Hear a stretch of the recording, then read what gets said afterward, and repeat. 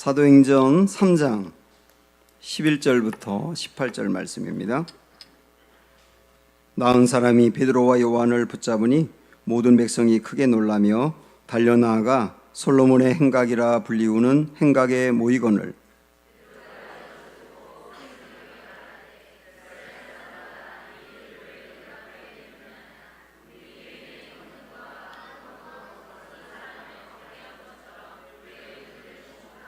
아브라함과 이삭과 야곱의 하나님 곧 우리 조상의 하나님이 그의 종 예수를 영화롭게 하셨느니라.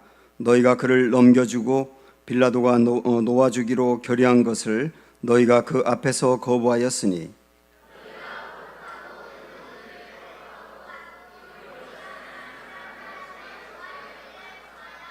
생명의 주를 죽였도다. 그러나 하나님이 죽은 자 가운데서 그를 살리셨으니 우리가 이 일의 증인이라.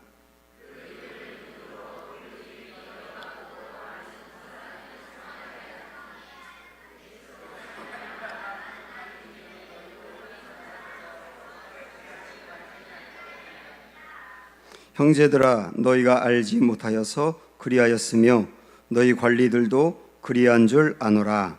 그러나 하나님이 모든 선지자의 입을 통하여 자기의 그리스도께서 고난받으실 일을 미리 알게 하신 것을 이와 같이 이루셨느니라. 아멘.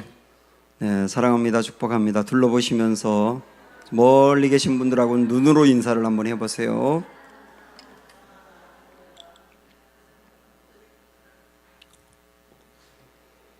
네. 오늘 설교는 제 설교가 아니고 다른 사람 설교를 제가 대신하도록 하겠습니다. 시간이 없어서 그렇게 한 게 아니고 이 설교가 너무 좋기 때문에 여러분들이 꼭 들어야 되기 때문에 그렇게 말씀을 전합니다. 이 설교를 듣고 5,000명이 변화돼서 주님을 믿게 됐거든요. 이 설교가 베드로의 설교입니다. 오늘 본문에 나와 있는 설교예요. 이 설교가 이렇게 되기까지 배경이 지난 시간에 우리가 들었던 말씀인데, 베드로와 요한이 성전 그 문 앞에서 구걸하던 사람, 40여 년 동안 한 번도 걸어본 적이 없는 사람, 그 사람을 잡아 일으켜 세웠지 않습니까? 그리고 걷게 했잖아요. 얼마나 놀라운 일이 일어났겠습니까? 수많은 곳에서 사람들이 몰려들어서 그 사람이 안진뱅이였다는 것은 다 알거든요. 근데 지금 걷고 있단 말이죠. 그러니까 이 놀라운 광경을 보기 위해서 몰려있는 사람들, 근데 5,000명도 더 되는 사람이 모여있는 거예요. 그 사람들에게 베드로가 한 설교가 오늘 본문의 말씀입니다. 굉장히 중요한 설교예요. 그런데 이 설교의 핵심은 뭐냐면, 그 사람, 걷지 못하던 그 사람이 걷게 된 것은 우리가 걷게 한 게 아니다. 하나님이 걷게 하신 거다. 그게 설교의 핵심이에요. 근데 그 하나님은 어떤 하나님이냐? 우리 13절 보시면 그냥 하나님이 걷게 했다 그렇게 표현하지 않고요, 이렇게 말씀합니다. 자, 13절 시작. 아브라함과 이삭과 야곱의 하나님 곧 우리 조상의 하나님이, 이렇게 시작을 합니다. 그러니까 하나님이 그 사람 걷게 했다 이렇게 얘기하면 되는데, 그렇게 얘기하지 않고 아브라함의 하나님, 이삭의 하나님, 야곱의 하나님이 그 사람을 걷게 했다, 그렇게 표현한단 말이에요. 그러면서 그 뒤에 나오는 이야기는 그 하나님이 당신들이 십자가에서 죽인 예수라고 하는 분을 영화롭게 했다. 그리고 15절에 보면 그 예수라고 하는 분이 십자가에서 돌아가셨지만 하나님이 그 예수를 살려냈다, 부활을 얘기하고, 그리고 18절 말씀에서는 예수님이 십자가에서 고난당할 것이 예언되었었다. 하나님이 그 일을 이루신 거다. 그러면서 결국은 하나님이 이 병자를 고쳤다는 것을 이야기하면서 예수님을 믿도록 인도해 가고 있어요. 그런데 오늘 우리가 좀 보려고 하는 초점은 뭐냐면, 하나님이 그 사람 고쳤다 이러면 되는데 왜 아브라함과 이삭과 야곱의 하나님이 고쳤다 이렇게 말하느냐는 거예요. 근데 이런 표현은 여기만 나온 게 아니고 성경 여러 번 보시면 여러 군데서 그러고 있지 않습니까? 하나님이 당신을 소개할 때 내가 이렇게 말하지 않고, 물론 그렇게 말할 때도 있지만 굉장히 많은 부분에서 나는 아브라함의 하나님이야, 이삭의 하나님이야, 야곱의 하나님이야, 그리고 너희의 하나님이야, 이렇게 표현한단 말이에요. 그러면 아브라함과 이삭과 야곱의 하나님이라고 표현하는 것은 결국 무엇을 강조하고자 하느냐 하는 게 중요한데, 무엇을 강조하느냐 하면 역사의 주인은 하나님이시라는 걸 강조하는 거예요. 역사의 주인은 하나님, 역사를 움직이는 주권자도 하나님, 결국 역사의 왕도 하나님, 그걸 강조하는 게 뭐라고요? 아브라함과 이삭과 야곱의 하나님, 그렇게 표현한단 말입니다. 그래서 여러분 이 부분을 아시면 굉장히 중요합니다. 성경은 어떤 그 사상을 체계적으로 설명하지 않아요. 성경을 딱 처음 열고 창세기 1장 1절을 딱 보면 태초에 하나님이 천지를 창조하시니라 이렇게 시작을 하고 있지 않습니까? 그전에는 하나님이 무슨 일 하셨는지, 그전에 세상은 어떠했는지 이런 거 얘기하지 않아요. 그냥 하나님이 천지를 창조했다고 딱 시작을 한 거예요. 그래서 성경은 어떤 사상에 대해서 체계적으로 다 밝히질 않아요. 그 성경은 굉장히 많은 기적이 나오는데, 그렇다고 해서 성경이 기적 같은 놀라운 일들을, 신앙적인 체험을 체계적으로 정리한 것도 아닙니다. 기적이 많이 나오지만은, 근데 성경이 굉장히 중요하게 계속 강조해 가는 게 뭐냐면 성경은 역사에 대해서 얘기하는 거예요. 이 세상의 역사, 그리고 하나님 나라의 역사를 계속 펼쳐나가고 있습니다. 그러나 세상의 역사를 다 이야기하지는 않습니다. 성경에는 뭐 알렉산더 대왕의 이야기가 많이 나온다거나 뭐 로마의 시저 황제 이야기가 나온다거나 그러진 않아요. 꼭 필요한 부분들의 역사를 강조하지만, 그러나 중요하게 계속 처음부터 끝까지 놓지 않는 것은 뭐냐면 역사, 이 역사 속에서 이 역사를 움직이는 분이 누구냐? 하나님이다 하는 것을 강조하고 있단 말이에요. 우리가 여기에 있는 우리 다음 세대나 어른 세대나 이것을 정확히 알고 믿는 게 얼마나 중요하냐면, 한번 여러분 솔직히 한번 생각을 해보세요. 지금 이 세상을 누가 움직인다고 생각하세요? 예? 이 세상을 누가 움직인다고 생각하세요? 솔직히. 정말 하나님이 움직인다고 생각하세요? 이 세상에 힘 있는 나라나 힘 있는 세력이 움직인다고 다들 생각하지 않아요? 믿지 않는 사람들은 당연히 그렇게 생각을 하고, 실제 믿는 사람들도 보이지 않는 하나님이 역사를 움직여 나간다고 생각하기보다는 어떤 힘 있는 사람이나 나라가 이 역사를 움직인다고 생각을 한단 말이죠. 그 내 마음의 실제 믿음이 그냥 말로 하는 게 아니고, 내 마음의 실제 믿음이 매 순간순간마다 이 역사를 움직여 오신 분은 하나님이고 앞으로도 움직여 가실 분이 하나님이라고 진짜 믿느냐? 그리고 내 개인의 인생, 내 개인의 인생도 지금까지 이끌어 오신 분이 하나님이시고 앞으로도 내 인생을 통치하시며 책임지실 분이 진짜 하나님이냐, 이걸 믿느냐 안 믿느냐는 굉장히 중요한 얘기라고요. 그런 차원에서 오늘 하나님이 역사의 주인이다, 그걸 우리가 오늘 조금 더 넓은 시각으로 보고 싶습니다. 그러면 하나님이 진짜 역사의 주인인가? 진짜 역사의 주인인가? 하나님은 아브라함에게, 아브라함 딱 한 사람이 있을 때 그를 불러내가지고 그에게 뭐라고 말했냐면, 아브라함아, 앞으로 너희 민족이 해변의 모래나 하늘의 별보다 많을 거야. 아브라함이 혼자 있는데 그러셨어요. 그리고 아브라함에게 아들 달랑 하나 주셨어요. 응? 하늘의 별보다 많고 바다의 모래보다 많겠다고 하더니 달랑 하나 줬어요. 그 아들 이삭은 또 달랑 둘 낳았어. 그러면서 이삭에게도 하나님 뭐라고 말씀했냐면, 내가 번성하리라, 내 민족을 크게 되리라. 아브라함에게 얘기한 것과 똑같이 말씀하셨어요. 달랑 둘 주고. 그런데 그 중에 야곱이 12를 낳았어요.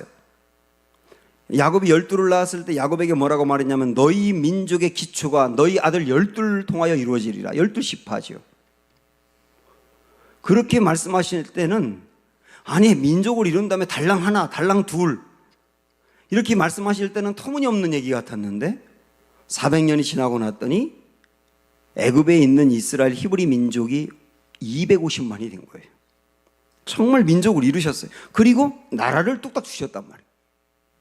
야, 진짜 하나님은 말로만 하는 분이 아니라 이스라엘 나라를 세우는 과정을 보니까 정말 역사의 주관자구나.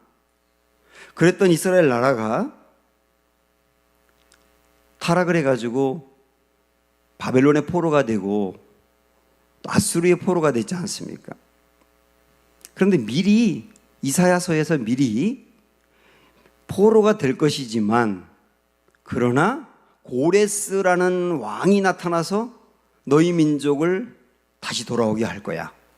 고레스라는 사람은 아직 태어나지도 않았는데 근데 앞으로 한참 후에 태어날 고레스라는 사람의 이름을 이사야 선지자를 통하여 미리 말씀하셨다고요. 45장 보세요. 이사야 45장.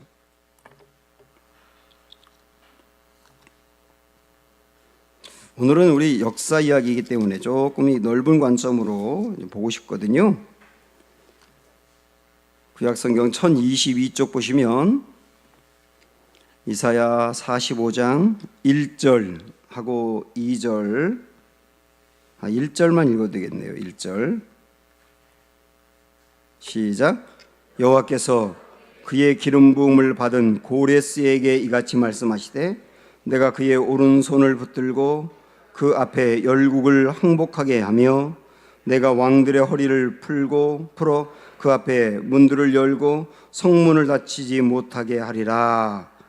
그러면서 쭉 그 다음 나오는 말씀으로 쭉 연결되는 것이 뭐냐면 그가 이 백성들을 돌아오게 하리라.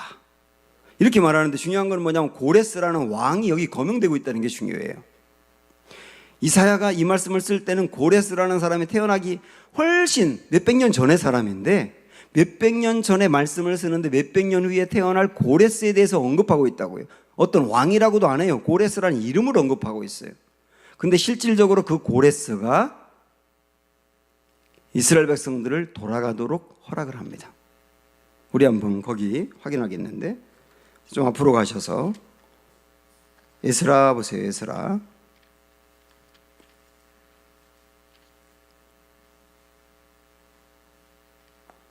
에스라 1장 구약성경 710쪽에 있어요. 에스라가 이사야보다 앞에 있다고 해가지고 에스라가 이사야보다 앞에 있었던 사람이 아니에요. 성경이 앞에 있다고 앞에 있던 사람이고 뒤에 있다고 뒤에 있던 사람이라고 이렇게 보시면 안 됩니다. 자, 이사야 아까 말씀 우리가 45장에서 봤던 말씀은 이 에스라서보다 훨씬 더 앞에 있었던 얘기인데 에스라 자 1장 1절 보세요. 시작. 바사왕 고레스 원년에 누구요? 누구 원년에? 고레스 원년에 여호와께서 예레미야의 입을 통하여 하신 말씀을 이루게 하시려고 바사왕 고레스의 마음을 감동시키심에 그가 온 나라에 공포도 하고 조서도 내려 이르되 바사왕 고레스는 말하노니 하늘의 하나님 여호와께서 세상 모든 나라를 내게 주셨고 나에게 명령하사 유다 예루살렘에 성전을 건축하라 하셨나니 이렇게 하면서 돌아가 너희 백성 돌아가 이렇게 이야기하는 거예요. 그걸 고레스 칙령이라고 말하는데 그러니까 이사야를 통하여 한창 전에 예언하신 하나님께서 몇백 년이 지난 다음에 정말 고레스 왕을 세우고 그 고레스 왕을 통하여 나라를 회복하게 하셨어요. 역사의 주인은 누구세요? 하나님이세요. 역사의 주인은 힘 있는 고레스가 아니고 하나님이세요. 그걸 우리에게 보여주는 겁니다. 그래서 지금도 이 복음이 그동안의 역사를 보면은 복음이 가는 곳마다 복음이 가는 곳은 나라가 회복되는 거예요. 그리고 그 나라가 세상을 움직이는 나라가 되는 거예요. 여러분 그거 아시잖아요. 영국이 그랬고 유럽의 나라들이 그랬고 미국으로 건너왔을 때 미국이 그랬고 이게 한국으로 건너왔는데 너무 후딱 지나가는 것 같아요. 그리고 이게 다시 예루살렘을 향해서 가고 있는데 이 복음이 가는 경로마다 계속 그 복음이 도착하는 나라마다 나라가 세워지고 나라가 세상을 움직이게 된단 말이에요. 이걸 통하여서도 우리가 알 수 있는 것은 뭐냐면 역사의 주인이 하나님이시다. 지금도 여전히 역사의 주인은 하나님이시고 하나님이 세상을 움직이고 있다. 그래서 하나님이 역사의 주인이시기 때문에 여러분 중요하게 아셔야 될 것이 뭐냐면 우리가 하나님의 뜻대로 행할 때 하나님은 역사를 통하여 우리를 돕게 하세요. 그런데 우리가 하나님의 뜻대로 행하지 않을 때는 하나님은 역사를 통하여 우리의 길을 막으세요. 그게 이스라엘의 역사였어요. 이스라엘 사람들이 하나님의 뜻대로 행할 때는 그 주변의 역사가 이스라엘을 돕는 방향으로 흘러가요. 그런데 이스라엘이 하나님의 뜻대로 행하지 않을 때는 그 주변에 있는 나라의 역사가 이스라엘을 방해하는 대로 나아가요. 이게 하나님이 역사를 주관하고 있다는 증거입니다. 그래서 우리는 말이죠, 이렇게 생각할 수 있어요. 우리 인생은 하나님의 손에 달려 있습니다. 맞지요? 맞습니다. 그렇다고 해서 우리 인생이 하나님의 손에 달려 있다고 해서 하나님이 우리 인생을 리모컨처럼 조정하는 게 아니에요. 딱 조정하면 이쪽으로 가고, 딱 조정하면 뒤로 돌아가고, 딱 조정하면 멈추고 이러는 게 아니고, 하나님이 우리의 인생을 주관하시는 분은 맞지만 그럼 우리에게는 하나님의 뜻을 알려주고 하나님의 뜻대로 행할 수도 있고 행하지도 않을 수 있는 자유의지를 주셨거든요. 그래서 여러분 이렇게 보셔야 됩니다. 우리 인생이 하나님의 손 안에서 움직이지만은 그러나 우리 앞에는 두 갈래 길이 항상 놓여 있는 거다. 두 갈래 길이 놓여 있는 거다. 이 두 갈래 길은 우리의 선택에 따라서 상당히 달라진다. 그걸 아셔야 된다니까요. 이스라엘 백성들을 하나님이 출애굽시키면서 건져낼 때 하나님의 원래 계획은 출애굽한 백성들을 데리고 가나안 땅에 들어가는 거였어요. 그런데 그 가나안 땅에 들어가야 될 출애굽 1세대가 가나안 땅에 들어가는 것을 포기했지 않습니까? 그러니까 하나님은 그들을 그냥 광야에서 38년 동안 돌다가 죽게 했잖아요. 그러나 하나님이 가나안 땅을 이스라엘 백성들에게 주겠다고 하는 원대한 계획은 포기하지 않아요. 다만 그 계획을 누굴 통해서 이루느냐면 2세대를 통해서 이룬다고요. 이게 여러분 굉장히 중요한 얘기입니다. 다시 한번, 하나님이 이스라엘 백성들에게 가나안 땅을 주겠다는 하나님의 원대한 계획이 세워졌어요. 원래 하나님의 계획은 출애굽한 1세대를 통하여 그 땅을 정복하고 들어가는 거였는데 출애굽 1세대가 가나안 땅에 들어가기를 포기했지 않습니까? 그러니까 하나님은 그들을 광야에서 뱅뱅뱅 돌다가 죽게 만들고, 그러나 하나님의 계획도 없어지는 게 아니고 하나님의 계획은 다른 사람을 통하여 이루셨다. 자, 이 말은 우리에게 얼마나 중요하냐면 하나님이 우리를 통해서 이루시고자 하는 계획이 있는데 우리가 그 하나님의 계획에 순종하지 아니할 때 하나님의 계획은 없어지지 않아요. 그러나 선수는 교체할 수 있다는 걸 아셔야 돼요. 이 이야기를 우리에게 정확히 알려주는 게 신명기 30장입니다. 우리 한번 이 말씀이 상당히 중요하기 때문에 보겠습니다. 보세요. 신명기 30장.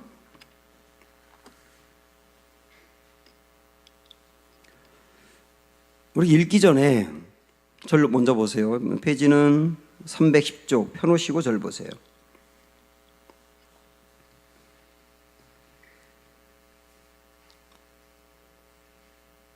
자,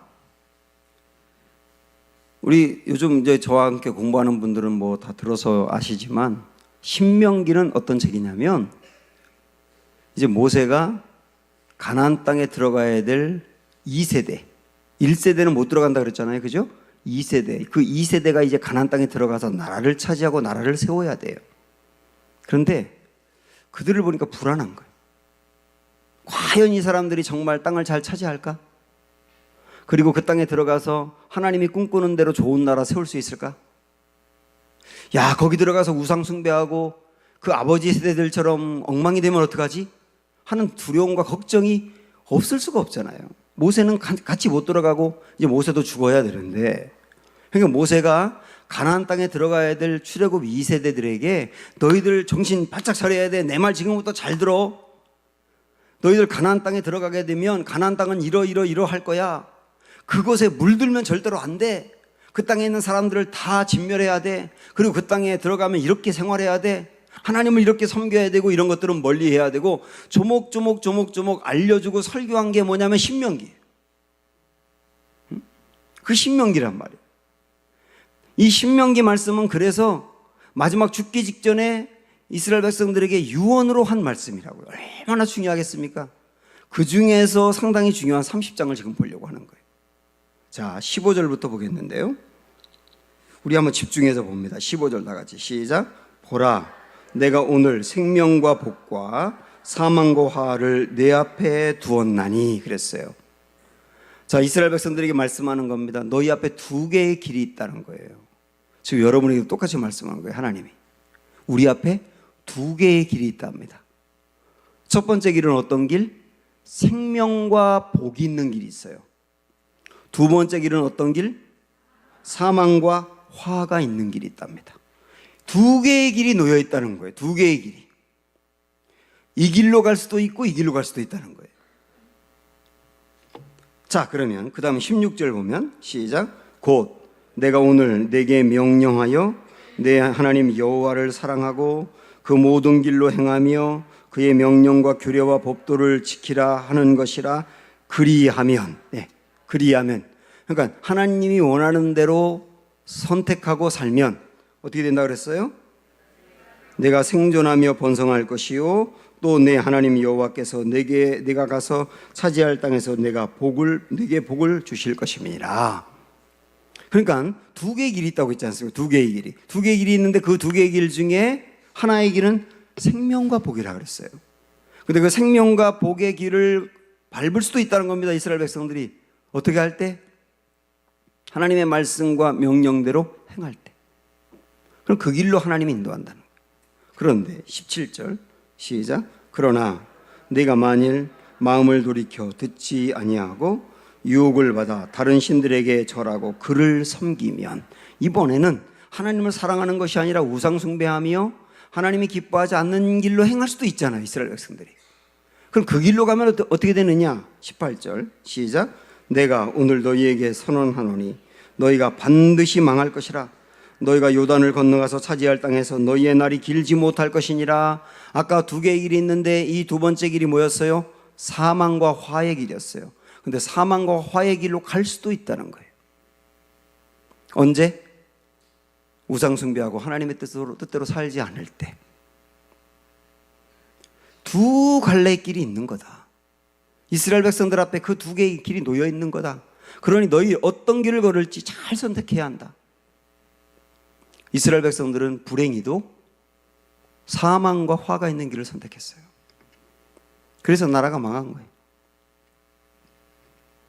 물론 하나님이 이 이스라엘 백성들 자체를 버리진 않아요. 그들을 버리진 않는다고요.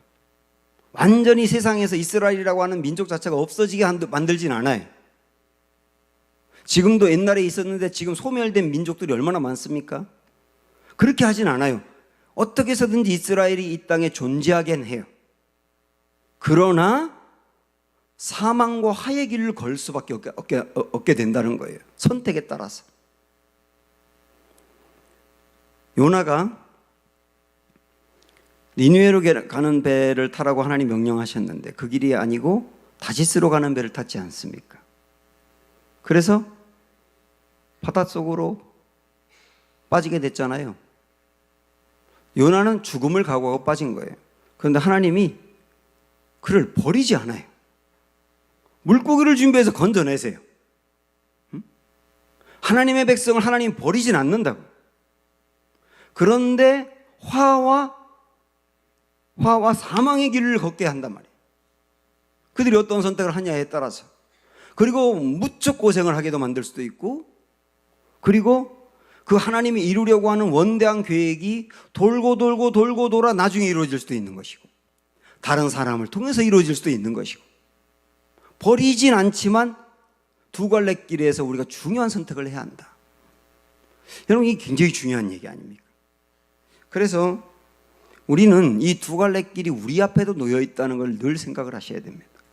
여기에 있는 우리 다음 세대들도 여러분 앞에 하나님이 이목구처럼 조정해서 그 길로 가게 하는 게 아니라 두 길이 있는데 우리의 선택에 따라서 그 길로 갈 수도 있고 이 길로 갈 수도 있는 것이다. 여러분 어떤 길을 선택하셔야 되겠어요? 그래서 결론적으로 주신 말씀 19절 20절 읽어봅니다. 시작. 내가 오늘 하늘과 땅을 불러온 너희에게 증거를 삼노라. 잠깐만요. 하나님이 이렇게 두 갈래 길 중에 우리의 선택에 따라서 이 길도 될 수 있고 이 길도 될 수 있다는 것을 얼마나 강력하게 말씀하시느냐면 하늘과 땅을 두고 맹세한다는 거예요. 분명히 그러시겠다는 뜻이죠. 분명히 그러시겠다는 뜻이에요. 이어서 읽어보세요. 내가 생명과 사망과 복과 저주를 내 앞에 두었은즉 너와 내 자손이 살기 위하여 생명을 택하고, 여러분도 생명을 택하십시오. 그 다음에 20절 내 하나님 여호와를 어떻게 하라고요? 사랑하고 그의 말씀을 어떻게 해요? 청종하며 또 그를 어떻게 해요? 의지하라. 그는 내 생명이시요 내 장수이시니 여호와께서 내 조상 아브라함과 이삭과 야곱에게 주리라고 맹세하신 땅에 내가 거주하라. 하나님이 약속 지킨다. 하나님은 약속 지킨다. 그러니 너희가 생명의 길을 선택하고 하나님을 사랑하고 그리고 그분의 말씀을 따르고 그분을 의지해라. 역사의 주인이시고 왕이신 주님이 우리에게 이렇게 말씀하시는 거예요. 사랑하는 여러분, 그래서 역사의 주인이신 하나님이 역사를 그렇게 움직이시고 말씀으로 그렇게 통치해 오신 것이 명백하다고 한다면, 자 이제는 우리는 시각을 조금 좁혀서 나 자신에게 돌아와서 그러면 나의 인생의 주인도 하나님이시다. 나의 앞길, 내가 하나님의 말씀을 선택하고 나아갈 때 역사는 나를 돕도록 이끌어 가실 분이 하나님이시다. 내가 정말 하나님의 길을 선택하고 나아갈 때 내 주변에 있는 모든 것들을 동원해서 내 길을 열어가실 것이며 도우실 분이 주님이시다. 그러나 우리가 역사의 주인이신 하나님의 뜻대로 행하지 않을 때는 내 주변에 있는 역사가 나의 길을 막으면서 깨닫게 하실 거다. 이게 너무 명백하다는 거예요. 그래서 역사의 주인이 하나님이시라는 것을 믿는다면 내 매 순간순간마다 나의 길도 하나님에게 달려있다는 거. 내가 잘 선택하며 나아갈 때 하나님 내 길을 열어가신다는 것도 믿고 나아갈 때 담대해지는 겁니다. 그러므로 내 주변에 있는 어떤 어려운 상황이라든지 이런 문제 때문에 두려워하지 마세요. 그것이 여러분을 무너뜨리지 않아요. 우리 큰 역사를 봤으니까 좀 좁혀서 개인적인 얘기를 이제 좁혀서 좀 나누면, 여러분 이런 걸 믿으셔야 되거든요. 제가 어떤 책에서 봤는데 미국의 MIT라고 하는 그 대학 유명하지 않습니까? MIT. 그 대학에 한국의 유학생이 들어갔어요. 그런데 첫 번 학기 때 자기 전공 분야에 상당히 중요한 교수님인데 그 교수님에게 미국과 한국의 문화가 차이가 있어서 좀 찍혔습니다. 찍히고 나니까 이 미국 교수가 이 학생을 정말 미워하는 거예요. 그래서 아주 교묘하게 괴롭히고 학교 다니는 내내 이 교수님 때문에 너무 스트레스를 많이 받고 힘들어요. 그래도 버텨서 이제 논문만 통과하면 됩니다. 논문을 이제 다 쓰고 난 다음에 논문 자격 심사를 하게 되었어요. 그런데 이 자격 심사에 이 사람의 논문을 평가하는 교수가 하필 또 그 교수예요. 그럼 이 학교의 그 시스템은 그 교수가 학생에게 이거에 대해서 준비해 오고 3일 후에 나와 미팅하자. 그렇게 이야기하면 3일 동안 준비했다가 교수와 함께 물어보면 대답하고 이런 식으로 논문이 통과가 되거든요. 3일 내내 잠도 못 자고 준비해야 된답니다. 그런데 분명히 자기가 이제 이 교수로부터 이거 준비하라고 받는 날짜에 갔더니 그 전날 이미 교수가 그 문제를 냈더라는 거예요. 그래서 3일 동안 꼬박해도 안 되는 걸 이틀 하게 된 거예요. 이틀. 날짜가 어긋나가지고. 그래서 그 교수에게 저는 분명히 오늘인 줄 알았는데 어제 내셨다고 저희가 하루만 시간 더 달라 그랬더니 논문을 통과해야 될 학생이 그런 것도 모르냐 그러면서 아예 탈락시켰다는 거예요. 그래서 논문 심사평가도 아예 안 하고 그냥 탈락으로 결정해버렸다는 거예요. 그래서 너무나 좌절하고 돌아왔는데 교수님의 마음은 전혀 움직이지 않고요. 근데 이 학생이 크리스찬이었어요. 자기가 할 수 있는 게 아무것도 없는 거예요. 그래서 하나님 앞에 나가서 계속 기도합니다. 하나님 정말 이 문제를 해결해 달라고 기도합니다. 어떻게 해결될지 전혀 방법도 길도 없어요. 그런데 그렇게 기도하던 그때 그 교수의 비서가 이 학생이 교수한테 혼나고 그다음에 논문 심사도 못 받고 끝난 것을 보았기 때문에 너무 안타까워가지고 메일을 보낸 거예요. 위로하는 메일을. 그래서 메일을 읽은 다음에 거기다가 단메일을 썼습니다. 그런데 뭐라고 시작을 했냐면 even though라고 하는 문장으로 시작을 했어요. 이 영어에 even if가 있고 even though가 있는데 이 미국 사람들은 한국 사람들은 잘 구분 안 한다 그래요. 만일 이렇게 한다면 이란 뜻이거든요. 그런데 even if를 쓸 때는 미국 사람들은 단정적인 것이 아니고 예를 들어서 만일 날씨가 지금 좋지만 비 오더라도 소풍을 갈 겁니다. 이런 차원에서 even if를 쓰는데 even though라고 하는 문장을 쓰게 되면 그 단어로 시작을 하게 되면 반드시 그럴 거라고 하는 것으로 받아들인다는 거예요.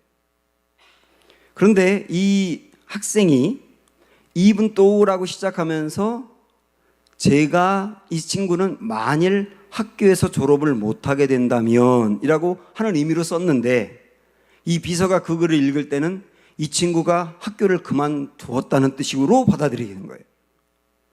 그래가지고 얼른 학교에 보고를 했는데 바로 며칠 전에 중국의 학생 하나가 논문 심사가 안 돼가지고 자살했답니다.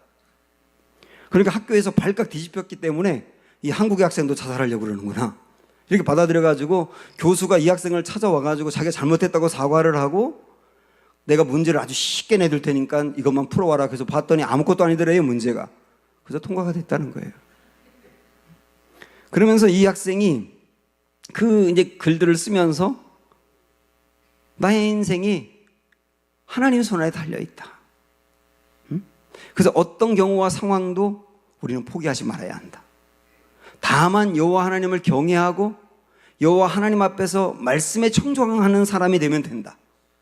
이 이야기를 하고 있는데 저는요, 오늘 우리 이 설교가 하나님이 역사의 주인이다. 이 역사를 움직여 가시고 지금까지도 그러하셨고 앞으로도 그러하실 것이다 라고 하는 큰 그림으로도 보아야 되지만 역사를 움직이시는 왕이 하나님이시라는 것을 정말 안다면 나의 인생의 소소한 문제들과 나의 인생의 앞길도 내가 결국 하나님을 붙들고 살기만 한다면 하나님이 역사를 움직여서라도 나를 도울 것이다 라고 하는 것도 믿어야 된다고 봅니다. 이 하나님 든든히 의지하고 나가시기 바라고 우리 오늘 결심한 대로 하나님을 선택하십시오. 하나님을 사랑하십시오. 하나님의 말씀 청종하십시오. 하나님을 의지하십시오. 그때 하나님 우리 인생 열어가시기를 주님의 이름으로 축원합니다.